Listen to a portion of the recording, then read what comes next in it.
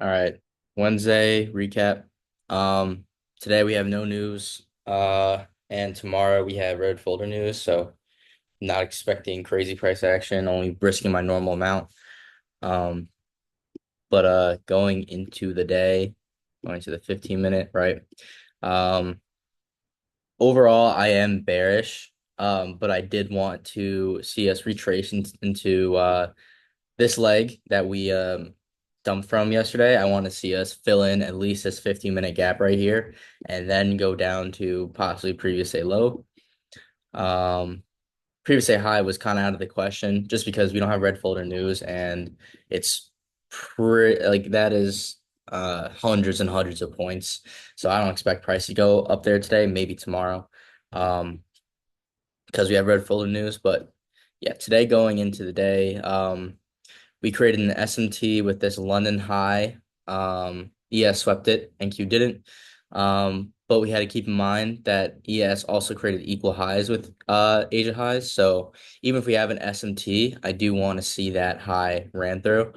Um, yeah, so off of market open, we dumped and swept out these London lows.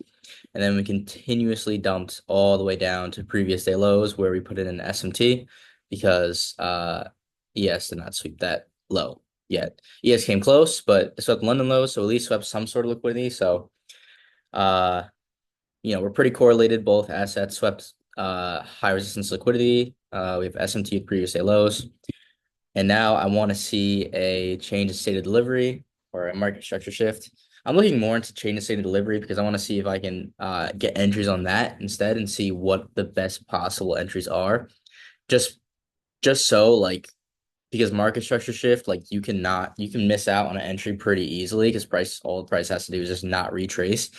And if it's really strong, it's just not going to retrace. But if you enter off the CISD, it gives you another chance, an earlier entry too, for a higher risk reward. So looking for that. We had that right here, right? But the only problem was we still had this 1 minute fair value gap that we were respecting. Um, as you may already tell.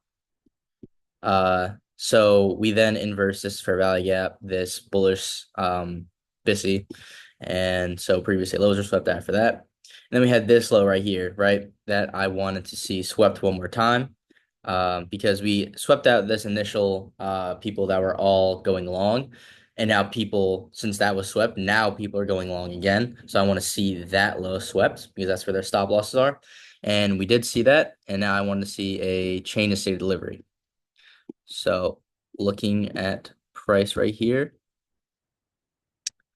Um, yeah, so we swept that low and chain of states. We had this really strong displacement candle with this fair value gap, right? The only problem with this is we do have a chain of state, right?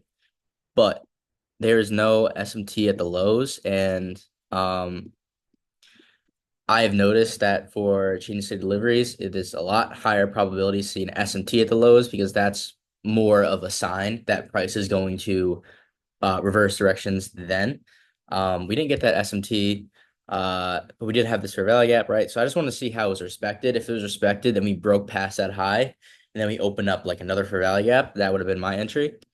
But yeah, we did not have that happen, right? So this failed. This ended up failing, but then we put in this SMT, and then we got this change in state of delivery, which was very strong, right? So change in state. And then we also had this market structure shift right here. So this is ready to blast. So we have we just mark out the breaker block right here. So breaker, we have a fair value gap and SMT at the lows with previous day lows SMT. Like this is a very textbook setup, right? Uh and I missed this, and you might be wondering how'd you miss this? Like very obvious setup, right? Um, so I was waiting for for these unicorn models, right? You can wait for price to come down to the fair value gap, or you can take the entry at the breaker. But I wanted us to come to this fair value gap, so we created this fair value gap with this not 10 1004 candle, right? and I wanted to see us come down to this fair value gap into the breaker too. And I only put it there instead of the breaker because I wanted a little bit of a better risk reward. Um, First TP would have been these highs right here. And then second TP would have been this gap right here because this is the first presentation for value gap. Um, and yeah, so reason why I missed this entry, as you can see, price came really close to it, but didn't actually fill it. And that was because we had this tiny fair value gap right here that I ended up missing. I just generally didn't see it. If I did see it, I would 100% of entered right there, but missed it because I was like right here looking at price action, and as you can see, like it doesn't look like a fair value gap, but if you really zoom in, there is an imbalance right here. And since price is already in the breaker block right here, it doesn't need to necessarily go down in here. It doesn't even need to go into this fair value gap. It already hit the breaker. So basically, I'm still not going to enter on the breaker really. Like in this scenario, I still wouldn't, but I just need to be peeled. I need to keep my eyes peeled for this little imbalance because I would have came out with a 3.3 RR on that. Um and that's pretty good, but I missed the most perfect setup of my life basically. Um, but that's whatever. It happens. Now I know to really make sure that I'm getting the highest for value gap in the leg or lowest for value gap in the leg, depending if I'm taking longs or shorts. Um, I did also since I saw this after it hit it and then displaced up, I saw the close over this, so this should have been an order block, and I wanted to see this be a breakaway gap. So I have this order block right here, and I want to see price come down into it, and I would have taken my entry there, entry right there, and then stops 25 handles, and then still kept it like that. So a little bit less of risk reward and a higher entry. But it's still really good. But price never came down into that.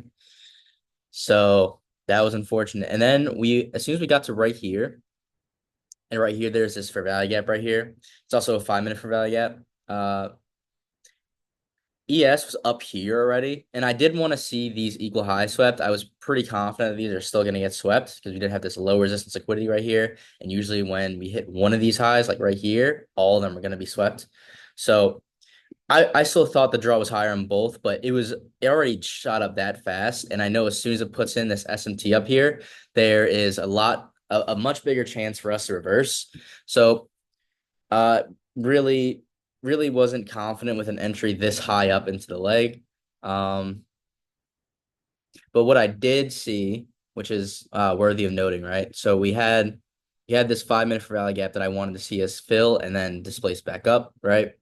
But it never came down into that, and that is only because we had this order block right here, right? We tapped into that order block, which is fine, but usually I want to see this for value gap filled, but um, instead of that, we had this reaction, and then we created another fair value gap instantly from that. That's your propulsion block. And when price taps into that, it propels to its target, which it did right there. And where were we? Yeah, I didn't want to take that just because ES already like on this candle right here that it tapped into, we were we were 1 point away from our from the draw that we were going for. So even though this could have definitely been your entry, this change in state order block, right? Um, it just didn't fit my criteria. So it would have been 1 to 9, not bad, but yeah, just didn't enter that. And then what else was there? Yeah, we had this SMT, then we got displacement out of it. Yeah, we haven't done anything yet because I guess that was the morning objective that was already hit. I did try to take because I saw this. We had mainly on ES. ES was a better setup.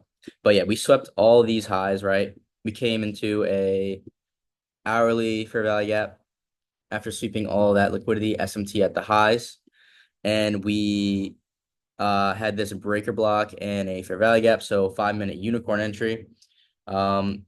So I took that low risk just because I don't usually take uh those kind of trades, and we also had SMTs at both the lows and the highs, so I was really unsure where price really wanted to go. Looks like price still wants to go higher because I guess higher time frame we are bullish. And also we dumped a shit ton yesterday, so that's that. That's probably why I shouldn't have taken that, but the only reason why I did take that is because we were so correlated because NQ put in the same thing, breaker block for value gap right here. So since we're so correlated and I thought the lows might still be hit, I did take a light size, but I also have to think that not only did we dump so much the past 2 days, but we took out previous day lows. And so I'm already in a discount and I want to be shorting in a premium, not a discount. So I just need to keep that in mind. Higher time frame, premium, and discount. Um, yeah, that's what I should keep in mind. And I think that's everything right now. Also, yeah, to just to look at right here. SMT right here. I don't know if we had a shorter. We did have a shorter time frame SMT right here. So when you get a sweep of liquidity, right? No, that's not the CSD. So we had the SMT right here, and then we got that chain of state delivery. That that is a pretty good entry point. I think the plan right now for me is since I'm seeing this, as long as my confluence is aligned in my draw lines, if I see an SMT and then a chain of state delivery, I will enter one micro, uh, just so I can practice like being in that trade. Um, before I actually like start adding risk or even make that my model. Um, because the 22 model entry that I'm using right now is good. But it's not as consistent, and also this just gives you a much better RR. Like for example, if my entry was right here, right? Stops at the high of the SMT, because it's a protected high. And what's a good target for this? Yeah, good target would be this 5 minute imbalance right here.